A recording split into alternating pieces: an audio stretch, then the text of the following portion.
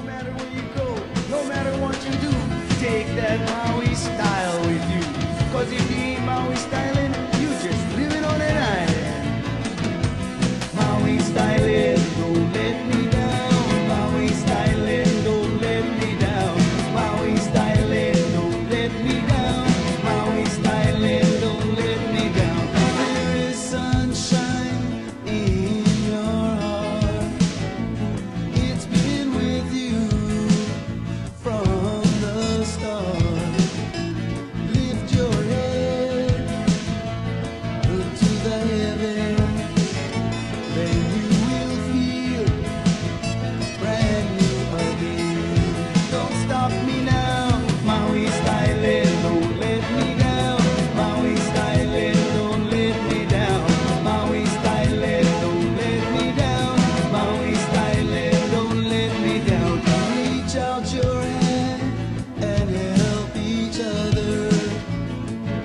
Your mother, your father, your sister and brother. There is love in this family. Pick yourself up and get on your feet. Don't stop me now, Maui styling, don't let me down. Maui styling, don't let me down. Maui styling, don't let me down. Maui styling, don't let me down. Makena styling, up country styling, Campo styling, Kahana Valley styling, Hana styling, Waihu styling, Bahia styling, Keanai styling. Maui styling, don't let me down. Maui styling, don't let me down. Maui styling, don't let me down. Maui styling, don't let me down.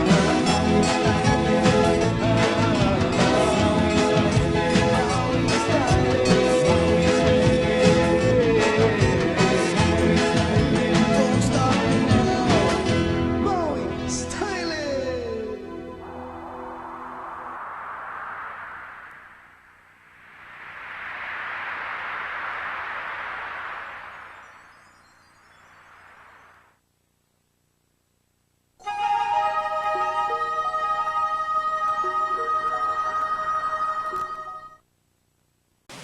Aloha, how are you today? Yep, it's Jason Schwartz, but we're not doing Maui Arts and Music and Maui Arts and Music Presents. What we're doing today is up close and personal. And personal we are with Alberta DeJetley. Welcome to the show. Thank you, Jason. How are I'm you happy today? to be here. I'm fine, thank you. We were going to sit at the county building, so you'd know that Alberta is running for a county council seat, and that no matter where you are on the 3 islands of Maui County, you can vote for Alberta DeJetley. You know, people still don't know that thing about, they think that we have district voting, even though it's been islands-wide voting, and you can vote no matter where you are. You elect all the representatives. So you get out there and vote, right? Yes, absolutely. So you're from Lanai, which means you live in Lanai. I happen to remember when you were running for what was it, council, right? Council, Before. I ran in 1998 against Ricky Hokama. Now Ricky Hokama has been on council now for a number of years, and he's retiring, and his seat is opening up. And you guys have been friends. I've always really found it fun that people in politics run against each other, but we all have a common goal, at least if we're here for that good reason, that we work together. So you've been really active in things all this whole time. Why don't you give our audience and stuff a big picture of you a little bit? Well, you know, a lot of people remember me from Hotel Hana Maui. My late husband was the general manager of Hotel Hana Maui from 1969 until his death in 1981. And during that whole time, we lived out in Hana, and we were active in the Hana community. And after his death, I moved back to Lanai, and I operated the only hotel there at that time, Hotel Lanai. And that was a really interesting, exciting experience, but also very, very hard work. So I gave up, decided to sell my lease. I moved back to Hana, and I spent about 6 months sitting on the beach at Hamua. You know Hamua Beach. It's so beautiful. Yeah. So I sat there and I meditated and I thought, I have to go and do something else. So I became a writer. I became a journalist, and I've been a journalist ever since. So I've been involved with community newspapers. I actually started the Lanai newspaper, the Lanai Times, in 1990. Wow. Then I gave it up and I moved back to Hana in 1992 to do the Hana News, which was just this total gem of a little newspaper. We had birthdays, anniversaries, obituaries, safety check. Safety check was very, very popular. So I had to, unfortunately, my major advertiser at that time was having financial difficulties. So I had to give up the newspaper, and in 1996, I found my way home to Lanai, where I became the school's PCNC, that's Community Networking Coordinator. I see. Loved that job, but it was unfortunately with the state and only a part-time job. So I didn't have the good things like medical and vacation and, you know, all the other things that people need when they're employed. So I started working for Lanai Company, and you won't believe this, Jason. I became a certified shooting instructor. I taught people how to shoot sporting clays. And that was really fun because I was the only female instructor on the staff at that time, and I loved it. I had such a good time. But life moves on, and I started a little farm on 1.5 acres of land, and my little farm is now 18 acres. Wow. And I couldn't work for other people anymore. I had to work for myself because the farm is a full-time venture. So Oh, boy. you hear a lot of talk about sustainability, food sustainability, growing more food, becoming more independent. I'm right in there. I'm growing food for people. What kind of things do you plant? I have our major crops are apple, bananas, and then our secondary crops are vegetables. So I do lettuce, lots of lettuce. I like to think that I've changed the way people on Lanai eat because my lettuce is really exceptional. Oh, that's People expect it in the stores, and now I'm out campaigning, and my customers are crying because my lettuce isn't in the stores. good. Well, we're gonna give them entrepreneur lessons. We're gonna get them out there, and we're gonna have them working on the farm and expand it to 1,800 acres. Well, That'll do it. I have this thing. A vote for Alberta means that you're going to have to come down to my farm and give me at least an hour of Pohana, old-fashioned Pohana time. But my customers But you do it in are trade so for lettuce, I supportive. think, though, right? Yeah. I'll trade lettuce for hoeing at any time, any day. Well, if you're doing ag, I should probably jump from there right into the how about that one? That's a good one to start. You like that one? The 2-acre ag farms and what it takes to be a property and qualify for ag zoning and all that's going on with housing. All that good stuff has been going on. Have you been following that? I'm sure you have. I have been, and last year we just finished, I'm on the Lanai Planning Commission too, by the way. So last year at the Hawaii Congress of Planners, which is held in Kona, our planning director, Jeff Hunt, was on the panel, and they were talking about farming. And at that time, he stood up on the panel and said that he didn't think farms smaller than 100 acres were viable. Now, this is a huge room. This is at the Hakuna Beach Hotel, and there's hundreds of people there, and they're Small all farmers. Yeah, no, they were all planners. Oh. So planners, government officials, other planning commissions. And I put my hand up and said, excuse me, but I am a small farmer. And 100-acre farms are no longer viable because you can't find employees to run your 100-acre, to be a part of your labor force. Where are we getting our laborers from? There aren't any. What is viable are smaller farms that cater to niche markets. So if you have a small farm, you need to find what you can grow best and how you're going to sell it. You could sell it through a co-op, you could do it through a farmer's market, but you have to go out there and search for your market and then grow that product.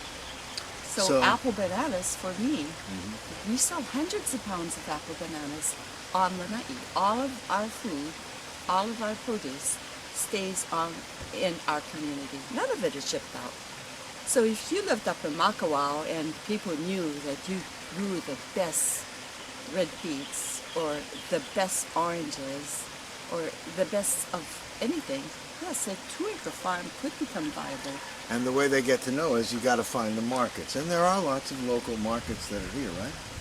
Yes, You've got a bunch of them. If you wanted to consider farming, I would go to the farmers markets that are now popping up all over the island and talk to people who are there. See what they're growing. Look to see in your area, in your neighborhood, instead of just driving around past things, look to see what people are growing in their backyards. What about places that are growing crops? I mean, they grow coconuts. You've seen that. Yes. There's a big 2-acre parcel, and there's a what do we call it, a gentleman estate and a mini estate. Let's not forget mini-me. So we have a house and cottage with a perimeter of coconut trees, and they're coconut farmers. And now they get ag zoning and like that. You have any feelings about that? Because that's always an interesting one. Whatever works, because back in 1970, my son David was one of the first people to open up a food stand in Hana. He sat on a little wagon with a mound of coconuts, and he sold his coconuts for $1 a piece, and on a good day he would make $30 or $40. So people want to buy coconuts. Somebody has to be growing coconuts. So if you have a 2-acre farmer's, gentleman's estate, if you can put coconuts on your property, you have a viable crop, plus you have a beautiful landscaping feature. So it's So you a have to do win-win. enough to have, I forgot there was some kind of, I don't know how the rules go, but I know you have to have enough crop to really be doing it. Because a few coconut trees around the end isn't really a farmer. That's what I was really looking at.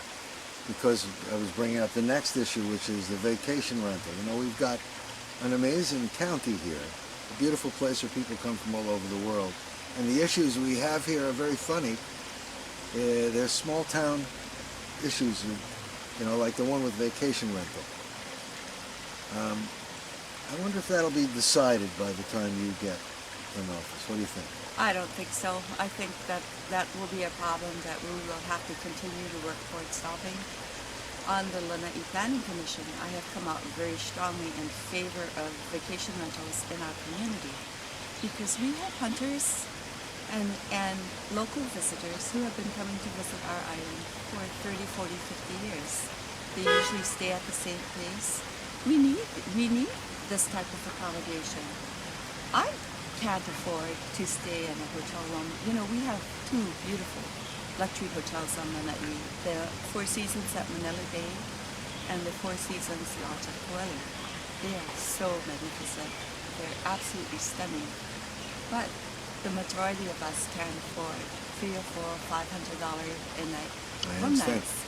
So if you can offer visitors alternate kinds of accommodation. Some friends came to visit me on Lanai for a party, and we put them into a little bed and breakfast at $35 a night per person.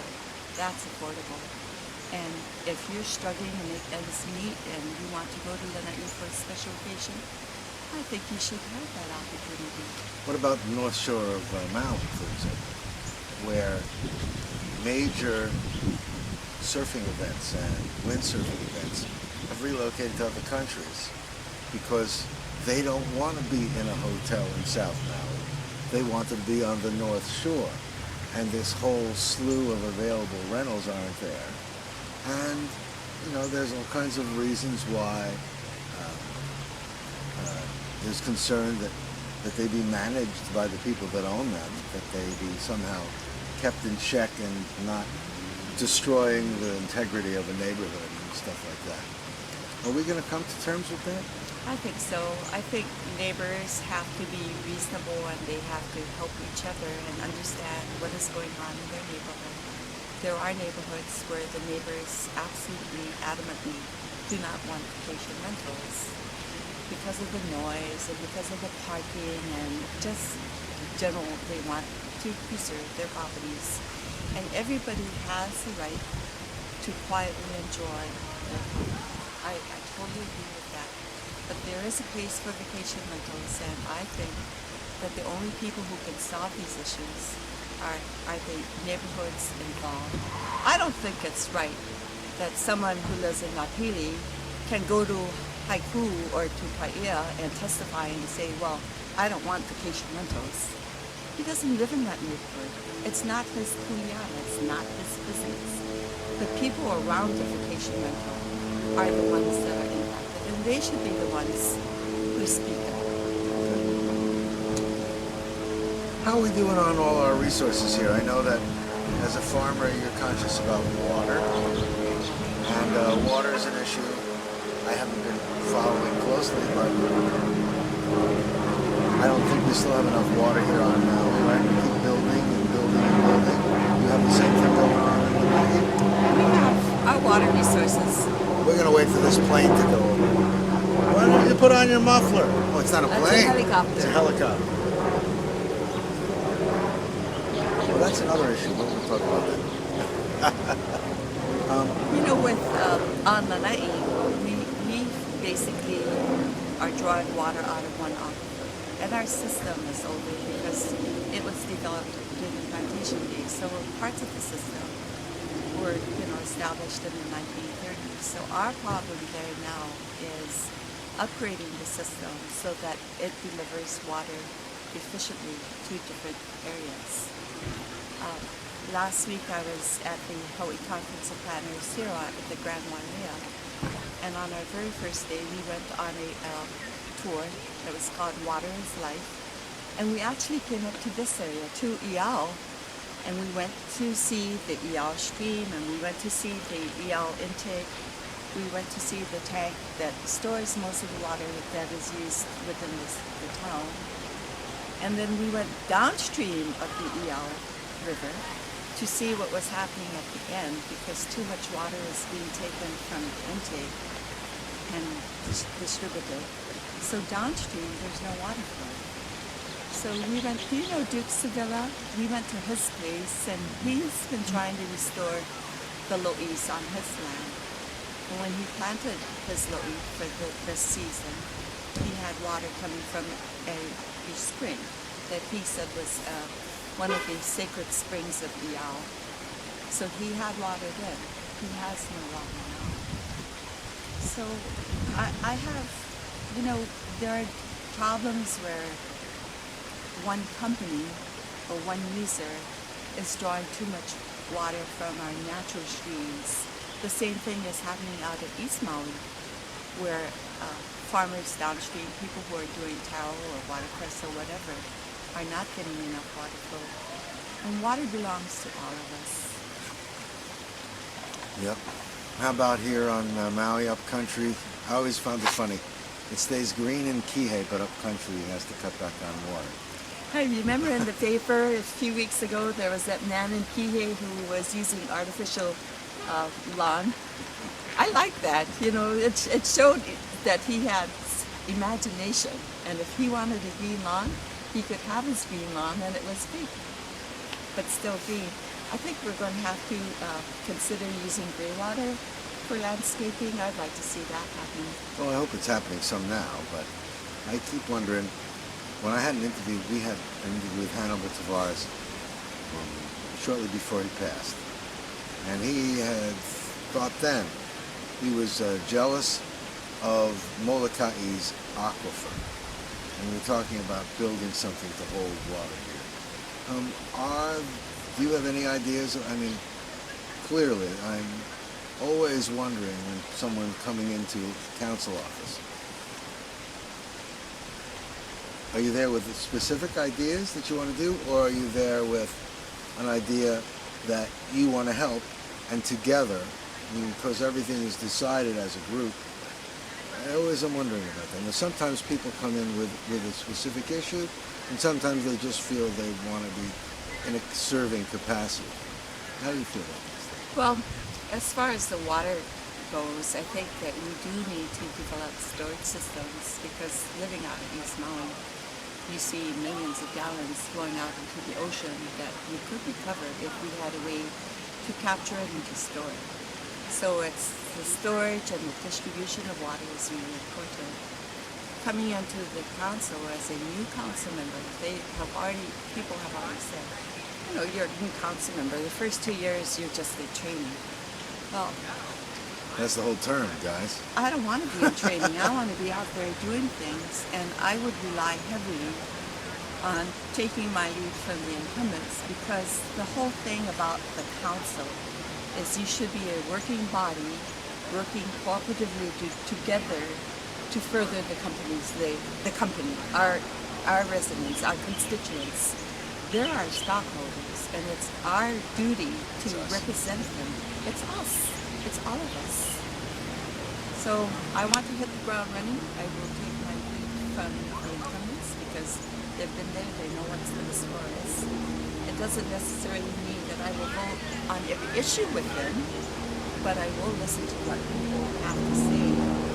And after I have all of the facts, I'll decide independently which way I vote for and which way I will vote. It might not always be the most popular decision, but at least I have made the decision. Well, you know, I have learned myself. First of all, I've learned that helicopters like this area. That was the first thing I learned. I've learned that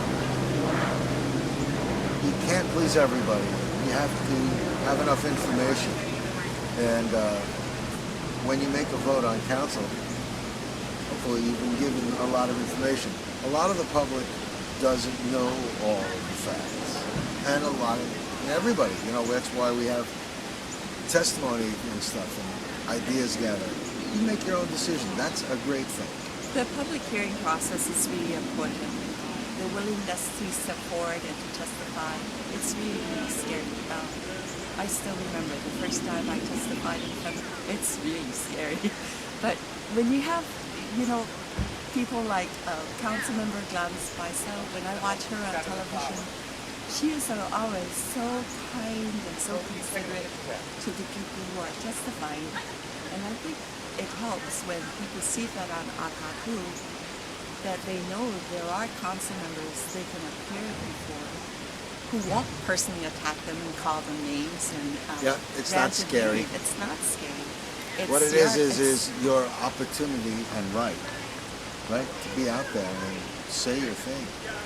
Everybody deserves that right. Everybody I have people come does. to me sometimes, and we have a meeting about something, and afterwards they come to me to tell me how they felt, and I say, well, you're at a meeting. That's when you should be speaking up and being part of it. If you say it, someone else can second it, and you don't feel alone. Probably half the group would feel that way if someone would make that idea and opinion known. You know, as a writer, as a reporter, it's when I go to the public hearings, I have to be really, really careful that I record the information correctly, and you have to. There's always an undercurrent in public meetings. People are saying one thing, but they actually mean something else, and you have to be able to step out of yourself to really listen. And then my biggest concern was after I sent the article off to papers to be published, which way would my phone ring? Would someone call me and say, that wasn't so, you're a total idiot, that's not what I said, and you just have to be so careful. But it's always better when you go to the hearings that you can hear firsthand what is happening. So if something important is happening in your neighborhood, in your community, go to the meetings. It's so hard to get people to show up for meetings because they say, oh, it's the same old thing, they'll just do whatever they want. They is you, they is me. It's really not so. You have to be there. You have to go. And that's the only way that we're going to keep the system working. We all have to be involved. Otherwise, we're all those stories about the government that does something to us when the government is us. The government is us. And it's a great opportunity. I know that we don't have a lot of time here. We could keep talking and maybe I want to bring up issues and see what you'd like to share. But I know we were on the way, and this is just a chance meeting. I was actually going to meet another candidate and do an interview, but he had a flat tire, and so it was our good fortune to sit with Alberta DeJetley, who's running for council in Maui. Remember, all of Maui County can vote for us. I hope that's a remember thing. What would you like to share with everyone? Something that really is important that you'd like to put out to the audience. You know, in my campaign speeches around the town and at different forums, one of the things that I have emphasized is that my commitment to serve Maui County, the people of Maui County, did not begin when my name was placed on the ballot. It began a long time ago when I realized that if I held out my hand and helped one other person, if I lift up my hand and said, yes, I'll help, I'll do it, as a volunteer, as a community worker, every little thing that you do really is that one step to making our community a better place to be. So, my name is Alberta DeJetley. Remember, I'm a farmer from Maui. I hope that you will give me a vote of confidence in the primary election. And the general election, because when we're recording this, we are right at that cusp. So we know that if you're seeing this, there's a general election coming up. I wonder, you're going to have a lot of fun with this. You know why? Because the thing that's really good is when we get to see people, we hope, I really do, I hope that you have an opportunity and you guys are going to have an opportunity to vote for Alberta. But we are now seeing community leaders, people that are responsive, people that you can talk to and be comfortable and proud to have in your community. Because the only way that we can make this thing work is between elections, stay involved, be involved. No matter who our representatives are, no matter who's sitting in a seat, we want good people. And if there's an election and it still have Alberta DeJetley in the election, you can vote for her. And if that election is come and gone, you can still vote for her by giving her a big hug and a kiss and support for coming out and running and expressing herself as a vital part of our community. Thank you for being here with me. Thank you so much, Jason. I'm so glad the other candidate had a flat tire. That's right. We mean that facetiously, of course. Thank you for joining us. Thank you. Aloha. Aloha. No matter where you go, no matter what you do, take that Maui style with you. 'Cause if you